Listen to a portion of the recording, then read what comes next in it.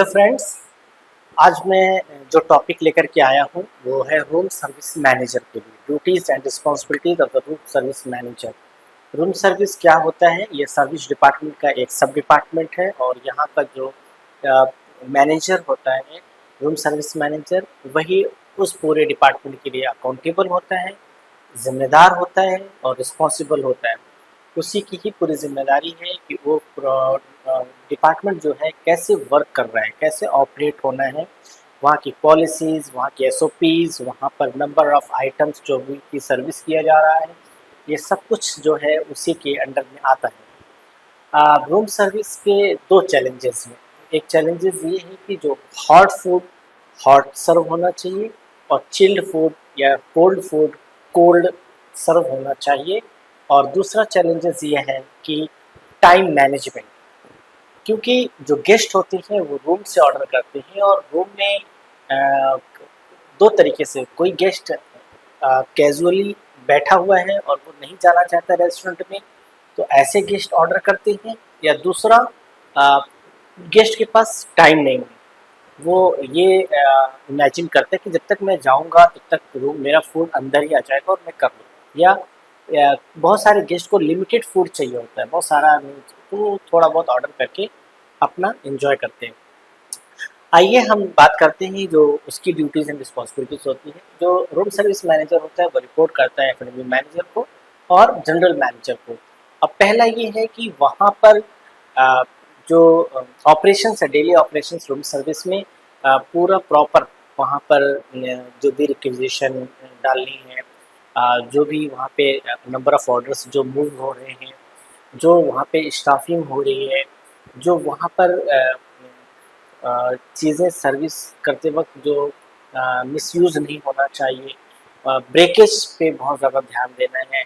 तो साथ ही सारा ऑपरेशंस जो है रूम सर्विस मैनेजर जो है वो देखता है कि प्रॉपर तरीके से बहुत ही स्मूथ ऑर्डर निकलता रहे, कॉस्टिंग के लिहाज से ब्रेकेज नहीं होना चाहिए। अब और टाइमिंग से काम हो, टाइम मैनेजमेंट अच्छा हो। फिर दूसरा आता है कि जो वहाँ पे स्टाफिंग है उसको पूरा सुपरवाइज़ करना और ट्रेंड करना, ताकि वो एक अच्छी और क्वालिटेटिव सर्विस प्रोवाइड कर सके गेस्ट के अंदर। क्योंकि रूम सर्विस एक स्किल्स है और एक यूनिक स्किल्स है। उसमें बहुत सारा आइटम अगर लेके भी जा रहा हूँ फिर भी हमें एक हाथों पे एक ही ट्रे में बहुत सारी चीज़ें हम कैरी करते हैं। उसे ले जा करके गेस्ट के सामने प्रॉपर रखना, उसको फिर एक्सप्लेन करना, ये सारी चीज़ें रूम सर्विस में आता है। ठीक है, उसके बाद आता है कि बहुत सारे नंबर ऑफ़ कंप्लेंट्स भी होती हैं रूम सर्विस से रिगार्डिंग कि मेरा फूड ठंडा हो गया या टाइम से नहीं आया या हाइजीनिक नहीं था, बहुत ज़्यादा गलत है, या एक्यूरेसी नहीं थी ऑर्डर में, जो जैसा गेस्ट चाह रहा था वैसा नहीं मिला। तो ये जो है प्रॉपर गेस्ट से जाके बातें करना, जो भी कंप्लेंट्स है उसको सॉर्ट आउट करना और कोऑर्डिनेट करना किचन के साथ और प्रॉपर गेस्ट को सेटिस्फाई करना, तो ये भी रूम सर्विस मैनेजर का की रिस्पॉन्सिबिलिटी होती है। फिर आता है आपका डॉक्यूमेंटेशन, ऑर्गेनाइज ऑल डॉक्यूमेंटेशन। बहुत सारे, चाहे आपकी एसओपीज़ हो गई, आपका बीओटी रूम सर्विस की पॉलिसीज़ हो गई, आपका जो टाइम मैनेजमेंट के थ्रू जो हम लोग कार्ड देते हैं सर्विस पर्सन को, वो मेंटेन करना, ये सारा जो है डॉक्यूमेंटेशन जितना भी है वहाँ पर जो लाइसेंस से रिगार्डिंग जो भी डॉक्यूमेंटेशन है, क्योंकि लिकर भी बहुत सारे जगह पे रूम सर्विस में लिकर भी सर्व होता है, तो उसके लाइसेंस वगैरह सब हर चीज़ जो है वो प्रॉपर डॉक्यूमेंटेशन करना, ये रूम सर्विस मैनेजर का रिस्पॉन्सिबिलिटी होती है। And monitor and test service skills, जो लोग वहाँ पे काम कर रहे होते हैं उनकी सर्विस स्किल्स को पूरा मॉनिटर करना एज़ पर द एसओपी, और कभी कभी टेस्ट करते रहना कि ये प्रॉपर ऑर्डर दे रहे हैं कि नहीं दे रहे हैं।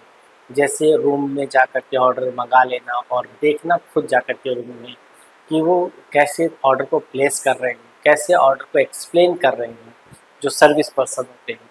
उसके बाद फिर आता है रूम डाइनिंग एसओपीज़, क्योंकि हर देखिए कोई भी काम जो है बिना एसओपी के नहीं होता है। अगर आप कहीं स्टैंडर्ड अगर आपको कहीं स्टैंडर्डाइजेशन चाहिए होता है या प्रॉपर एक्यूरेसी चाहिए होती है तो उसकी एक एसओपी होती है, जो कि एक रिटेन डॉक्यूमेंट होता है। हर किसी को वही चीज़ फॉलो करनी होती है ताकि एक जैसा काम हो। एसओपीज हमें एक जैसे काम करने के लिए प्रोत्साहित करती हैं और वो वही होता है। उसके बाद जो है वो house count, forecast, VIPs, handle with care, इनकी सारे की नॉलेज और उसको शेयर करना अपने टीम में कि कितना हाउस काउंट है, ताकि हम उसके लिए फॉरकास्ट कर सकें कि आज कितना ऑर्डर जा सकता है और वीआईपीज हमारे पास कितने हैं, क्योंकि वीआईपीज की सर्विसेज थोड़ा सा केयरफुली करनी होती है, बहुत कुछ ध्यान देना होता है, प्रोटोकॉल्स होते हैं उनके लिए।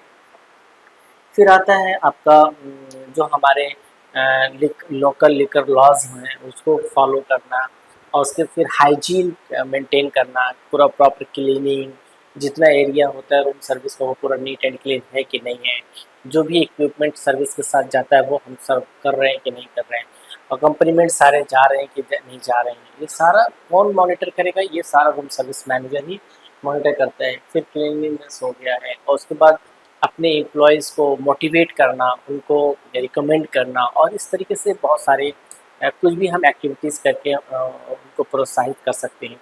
तो ये सारी के सारी जो एक्टिविटीज़ आती है ये एक रूम सर्विस मैनेजर की होती हैं।